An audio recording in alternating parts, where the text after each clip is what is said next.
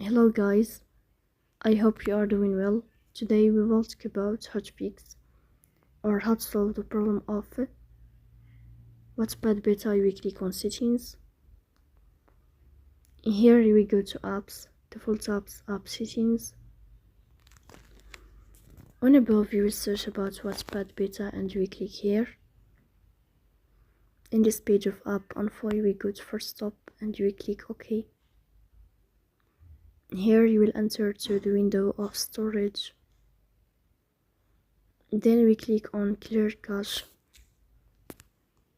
In the end, you will turn off your Wi-Fi and you will turn on your Wi-Fi again to fix that problem. So that's all. Don't forget to support us by like and subscribe. See you next time and thank you for your watching and your attention.